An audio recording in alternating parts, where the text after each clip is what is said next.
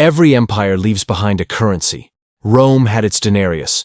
Britain had its pound. America had, and still has, the dollar. But no empire holds that crown forever. Every dominant currency tells the same story, of trust, war, and the illusion of permanence. The question isn't whether the dollar will fall. The question is when and what will rise in its place, because money is never just money. It's the invisible architecture of power, the quiet language of empires. So, how did a simple piece of green paper become the world's heartbeat? And what happens when that heartbeat begins to fade? The world before the dollar. The story begins in chaos. The early 20th century world was fractured, a global economy tied together by ships and gold, then torn apart by 2 world wars. Nations traded in dozens of currencies, but gold was the ultimate referee. If you wanted to buy oil, steel, or weapons, gold settled the score. Then came 1914. The guns of Europe erupted, and the gold standard began to crumble. Governments needed bullets, not balance sheets. They printed money, borrowed endlessly, and suspended gold redemption. By the time the dust settled after World War I, Europe was broke. The British Empire was drowning in debt. The once mighty pound, the symbol of global stability, was bleeding credibility. Across the Atlantic, one nation stood apart. Untouched, industrially powerful, and sitting on half the world's gold reserves, the United States of America. The stage was set. The beginning, the gold standard. To understand why the dollar became king, you must first understand gold. For centuries, gold was the anchor of trust. It was rare, universally desired, and impossible to print. Every major currency on earth was backed by it: the pound, the franc, the mark, the yen. But wars change everything. By 1944, after the devastation of World War II, the world was in ruins once again. Europe's cities were bombed. Asia was in flames. But the US, America, had something no one else did: stability. Factories in Detroit, Chicago, and Pittsburgh were running day and night, churning out tanks, planes, and ammunition. When the war ended, those same factories began producing the cars, radios, and machines the rest of the world needed to rebuild. America held nearly 2/3 of the world's gold supply. Its economy was unbroken. Its military was unmatched. So when world leaders gathered in a quiet mountain town in New Hampshire in 1944 to rebuild the global system, there was only one logical choice: Bretton Woods, 1944. The deal that changed everything. The Bretton Woods Conference wasn't just about economics. It was about power. Representatives from 44 nations sat in the Mount Washington Hotel, surrounded by pine forests and guarded by soldiers. They had one mission: rebuild global trust. The British, led by economist John Maynard Keynes, proposed a new neutral global currency, the Bancor. It would be international, not tied to any single country. But the Americans had other plans. Led by Harry Dexter White from the U.S. Treasury, they made an offer the world couldn't refuse. The dollar will be as good as gold. Every other currency would be tied to the U.S. dollar, and the U.S. dollar would be redeemable in gold, at $35 an ounce. It was elegant, simple, and strategically brilliant. The world didn't need to hold gold anymore. They could hold dollars, America's promise, and it would be just as safe. From that moment, global trade, global reserves, and global power flowed through Washington and New York. The dollar became not just America's currency, but the world's. It was trust, printed in green ink. A financial empire disguised as cooperation. The dollar empire begins. Through the 1950s and 60s, the system worked beautifully. Europe rebuilt with American loans. Japan's industry rose from the ashes. Oil, steel, and trade all moved in dollars. If you were a central bank in Europe or Asia, you needed dollars in your vault. And if you needed dollars, you needed to sell your goods, or your loyalty, to America. The world became addicted to the dollar. But addiction always has a cost. Because behind every dollar was a promise that at any time, foreign governments could exchange their dollars for gold, and the United States would honor it. It was a promise written in the language of gold, and backed by the full faith of an empire that believed it could never be broken. The promise begins to crack. By the 1960s, the system built at Bretton Woods was showing strain. America had promised that every dollar in circulation could be redeemed for gold at $35 an ounce. But something was changing. Quietly. Dangerously. The U.S. was printing more dollars than it had gold to back. Wars in Korea and Vietnam, massive defense budgets, overseas military bases, new welfare programs at home. The dollar was being spent into the world faster than gold could flow back in. Foreign nations began to notice, especially France. In 1965, French President Charles de Gaulle sent his navy across the Atlantic, literally, to New York. Their mission? To exchange billions of US dollars for solid gold. Ship after ship left America's shores loaded with bullion. Other countries followed. The US gold reserves, once vast, started to drain away. The world was calling in its promise, and America couldn't keep it. Nixon's decision. The night the dollar died. It all came to a head in 1971. On August 15th, in a calm, almost fatherly television address, President Richard Nixon looked into the camera and changed history. I have directed the Secretary of the Treasury to suspend temporarily the convertibility of the dollar into gold. Temporarily. That word would become the biggest lie in modern financial history, because the gold window never reopened. Overnight, the world's monetary system lost its anchor. The dollar, once as good as gold, became paper. The Bretton Woods system was dead, but something remarkable happened. The dollar didn't collapse. It survived. In fact, it thrived. Why? Because of what came next. One of the most strategic financial deals ever made. The Petrodollar deal. America's second empire. When gold disappeared from the equation, America needed a new foundation for its global currency. Something tangible. Something the world couldn't live without. That something was oil. In 1973, the world faced a crisis. The Arab-Israeli war triggered an oil embargo, sending prices skyrocketing. Nations panicked. Economies shook. Amid the chaos, U.S. diplomats and intelligence agents made a secret approach to the one nation that held the key, Saudi Arabia. The offer was simple, but brilliant. The U.S. would guarantee military protection, arms, and political support. In return, Saudi Arabia, and eventually all of OPEC, would agree to sell oil exclusively in U.S. dollars. Every barrel of oil bought anywhere in the world would first require dollars. If Germany wanted oil, it needed dollars. If Japan wanted oil, it needed dollars. If Brazil, India, or China wanted oil, they all needed dollars. And to get dollars, they needed to trade with America. This was the birth of the petrodollar system, a currency backed not by gold, but by energy, by oil, by the lifeblood of modern civilization itself, the world rewired.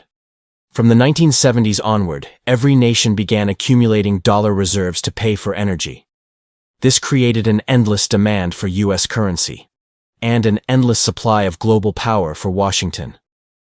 If a nation wanted oil, it had to earn or borrow dollars. And to borrow dollars, it had to interact with the U.S. banking system, the Federal Reserve, and the IMF. America had built a new empire, not of colonies, but of contracts. Not with armies, but with invoices. Wars could be fought, governments could rise and fall. But the dollar kept flowing. It became the world's default setting, a silent operating system running beneath global trade. And every time a country exported goods, borrowed money, or bought oil, the U.S. benefited. Because somewhere in that transaction, a small fraction of value flowed back to the American financial core. Through Wall Street, through the Treasury market, through debt. That's how power works when it doesn't need to announce itself. The illusion of infinite trust. But underneath the triumph was a new kind of vulnerability. Unlike gold, oil wasn't stable. Its price could crash. Its supply could be disrupted. Its politics could explode. And unlike gold, the dollar was now backed only by confidence. Confidence in the U.S. economy. Confidence in the U.S. government. Confidence that America would always be the safest place to store wealth. For decades, that belief held true. From the Reagan era to the rise of the internet, the dollar seemed untouchable. It became the bloodstream of globalization. When Asian economies boomed, they used dollars. When Russia sold gas, it demanded dollars. When central banks built reserves, they stacked dollars. Even the 2008 financial crisis, born in the heart of Wall Street, didn't destroy that trust. It reinforced it. Because when markets crash, investors still run to the dollar. That's the paradox of empire. Even when it causes the storm, it becomes the safest harbor in the chaos it creates. The quiet beginning of the end. But nothing lasts forever. By the 2010s, a new trend began to emerge. Slow, subtle, but unstoppable. Nations were quietly asking a dangerous question. Why should the world's economy depend on one country's currency? China, Russia, India, and Brazil began experimenting with trade outside the dollar system. The BRICS alliance was born. Oil deals started being priced in yuan. Digital currencies began to rise. And one by one, nations began reducing their dollar reserves. Not in rebellion, but in preparation. Because deep down, they understood something history has proven again and again. Every empire's money falls the same way, quietly, then all at once. The age of challengers. Every financial empire looks unshakable, until one day it isn't. That's how it was for Rome. That's how it was for Britain. And that's how it will be for America. The question is not if the dollar loses its throne, but how and to what.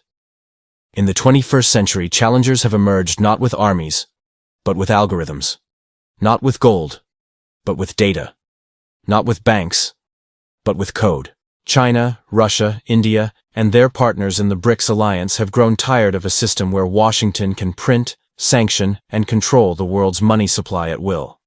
Every time the US freezes foreign reserves or uses the dollar as a weapon, it sends a message. This is not your money, it's ours, on loan. And the rest of the world has started to listen. The China strategy.